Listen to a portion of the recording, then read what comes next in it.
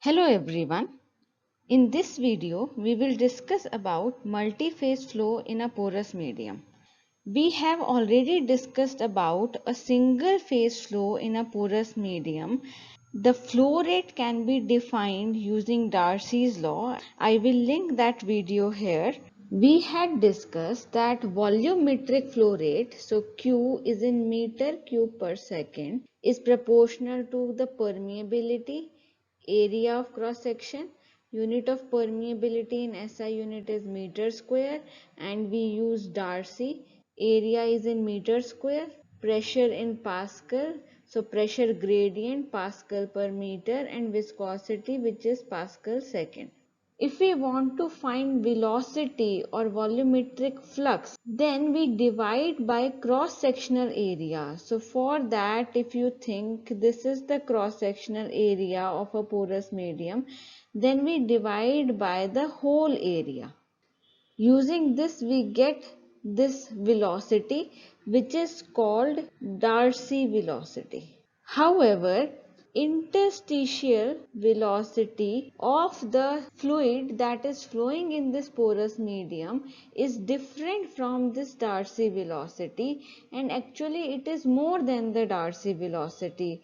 If this is the cross-sectional area, then inside the cross-sectional area, the area that is occupied by these black grains, which are solid particles of the porous medium, these are not available for fluid to flow. So the fluid is only flowing through these green part. So if that is the case, the real area that is available for the flow is approximated using the cross-sectional area into phi. So if we want to find interstitial velocity, which is the true velocity of the fluid, that will be Q by phi, because then we need to divide by the area through which the fluid is flowing. So we need to divide Q by A phi. So Q by A is the Darcy velocity, divided by phi will become interstitial velocity. When we have multi-phase flow, so here I have shown oil and water, but these phases can be oil, water, oil, gas, or gas, water, or it can be all three fluids flowing together, oil, gas, and water. So we will discuss only when two phases are flowing and oil and water are flowing, and the corresponding equations can be derived for oil and gas and water. If you think in terms of reservoir, then in a particular part of the reservoir, for example, let's say this is the reservoir, in a particular part here somewhere in the reservoir or inside somewhere in the reservoir, we can have oil coming in and water coming inside this volume, and then oil going out and water going out from this volume. However, if we think of the whole reservoir, then we have wells. So we inject water in the well and we produce oil and water. So we have two phases that are being produced. There are very rare cases in which we might inject some oil in the reservoir. Generally, we inject the fluid that is cheap, and that is water. Here you can see in the lab that we were doing experiments with two phases. So initially there was one phase which was water inside the porous medium, and then we are injecting dyed oil inside this porous medium. This porous medium is made of glass beads, but generally we have sands or we have rock structure in which these two phases are flowing. So how do we know that in this particular part of the reservoir how much oil is flowing and how much water is flowing? So for that, we use modified Darcy's law, which has been modified for two phases. So if you think in terms of pore scale, so again these black particles are solid particles. Around it I have shown one phase shown by blue color, and another phase which is flowing is shown by green color. So let's call it phase 1, and because this is blue, let's call it water. I have particularly shown water which is in contact with the porous medium or the porous solid, because generally our reservoirs are water wet, so that is why I have chosen this kind of representation. But sometimes our reservoirs are also oil wet. Then if we consider green color to be oil, then green will be in contact with the black solid. So now in this you can see that because of the presence of the blue part or the water, the flow of oil will be hindered as it is hindered by black particles. So presence of water will hinder oil flow, and more the water, more will be the hindrance to oil flow. And this is also applicable to the flow of water. More the oil is present, more will be the hindrance to the flow of water. So the phases, the presence of phases affect the flow of the other phase. So that means we need to include a factor Kr, which is called relative permeability. So this is relative permeability, which we include into our Darcy equation to find the flow of the fluid, a particular fluid. And again, if we want to find the velocity, we divide by cross-sectional area. This again will be Darcy velocity. So if we want to find out flow of water, then we will multiply K, which is permeability, with KRW, which is the relative permeability of water, and KR, relative permeability, is always less than 1, because this multiplication or the permeability for water will be less than the absolute permeability of just the porous medium. This is because we have another fluid, oil, present, which is also hindering the flow. So we have this term and all other terms are same. So this will be the viscosity, and the pressure difference also we use of water. So I will explain this term later, why I am using PW instead of just the pressure drop. So this is the modified Darcy's law that we use for multi-phase flow in porous media. Here there is one new term that I have included, that is relative permeability.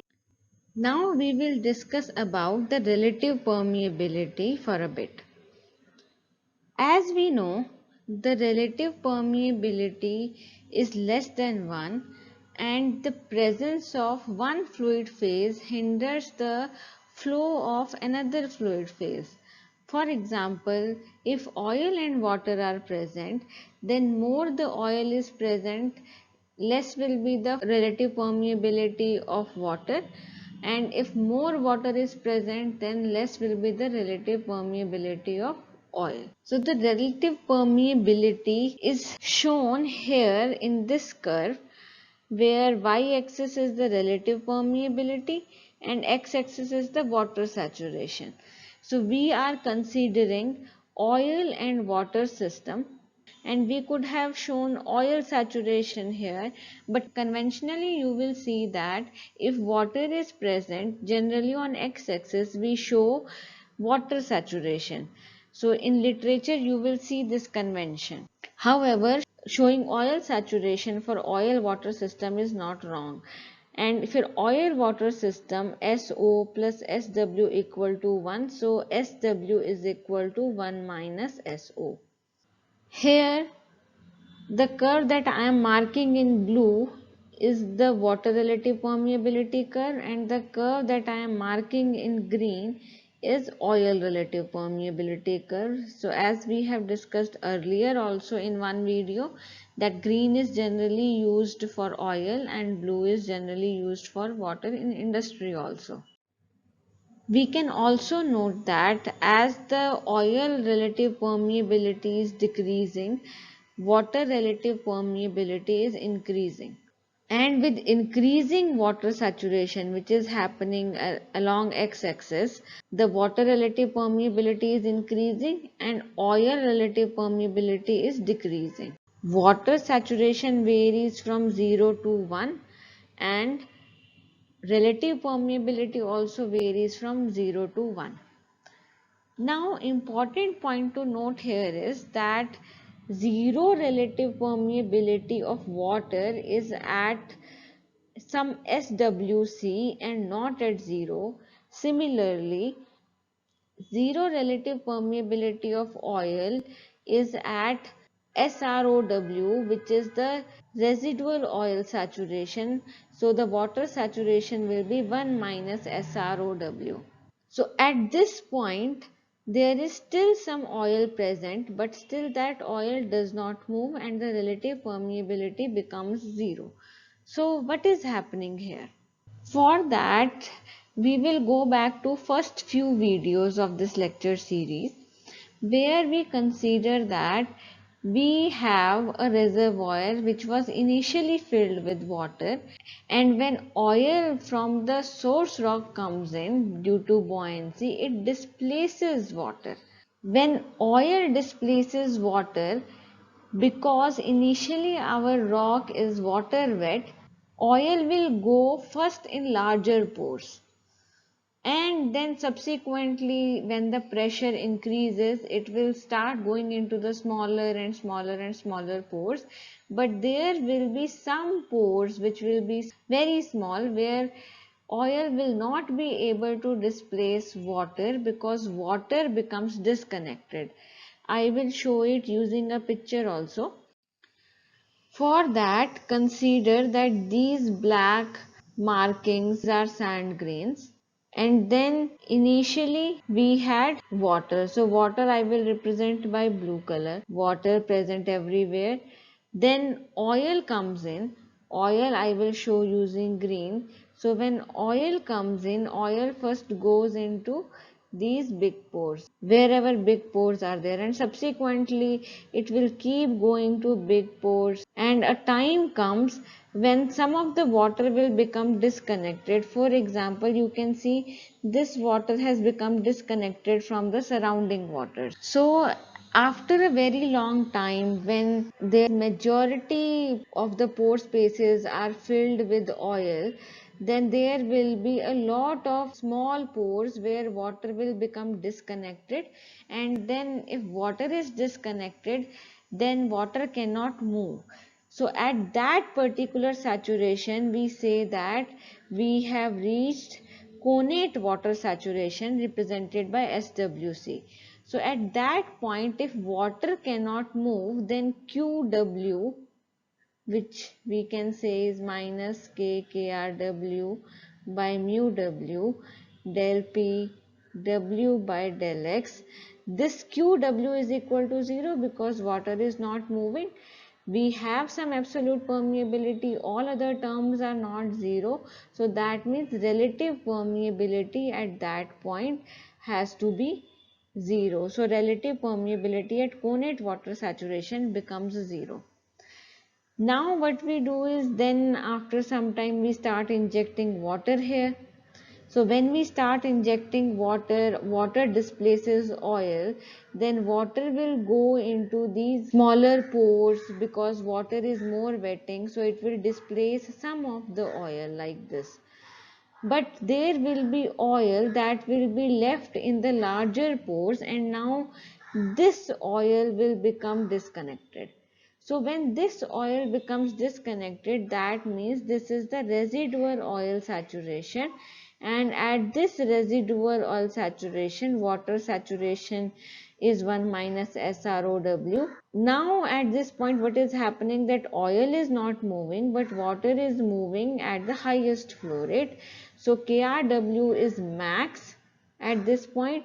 And if we take QO, which is minus K KRO by mu O del PO by del X, here your KRO will become 0 at this point. So this is the explanation why these curves do not start from 0 and 1 and start from some SWC and 1 minus SROW.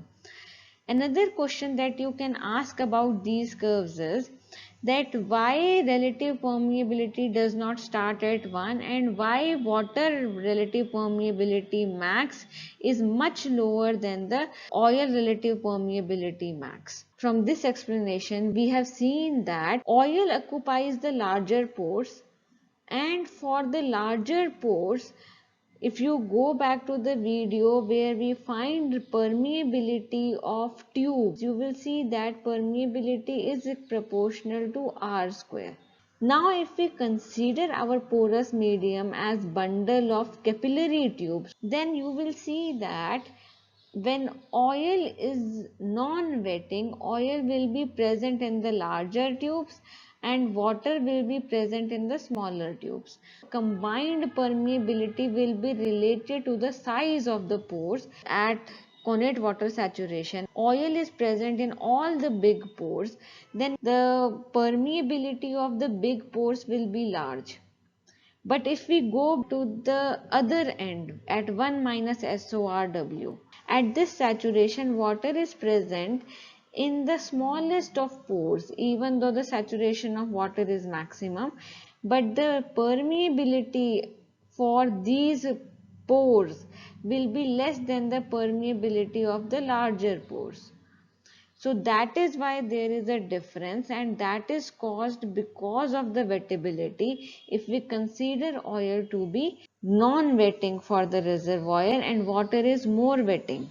So for water wet rock, this ratio of max is generally 1 by 3. So that means if KRO max is 0.9, then KRW max will be 0.3. So these are approximate numbers, and these are found empirically. For oil wet rocks, you will see that the relative permeability of water will be more, because for oil wet rock, oil will be in many small pores, so this becomes more equitable. Another question will be why this max is not 1. This is because initially in the reservoir we do have some water saturation.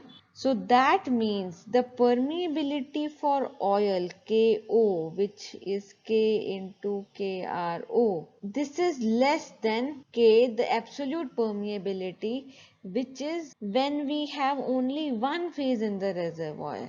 So that means if only oil is moving, then also there is another phase and there is some hindrance to the movement of oil. But in literature, you will see that sometimes these curves are shown like this. So they do start from 1. So why is that? That is because these curves are scaled to KO max, which is equal to KKRO max. So they are not scaled to the absolute permeability, which is when only one phase is present. They are scaled to connate water saturation permeability of oil. And same you can see for oil wet reservoirs also. You can see the scaled relative permeability curves. So this is what we know of now relative permeability curves. And relative permeability does not only depend on saturation, it depends on wettability, it depends on interfacial tension, it also depends on the rock structure, what kind of pores are there. So there are many factors which impact the relative permeability curve, and these are generally found empirically for a given rock. So there is no absolute relative permeability curve that is applicable to all the reservoir, but for different reservoirs different relative permeability curves are found. So this ends this video where we have looked at the relative permeability curves for multiphase flow in porous medium.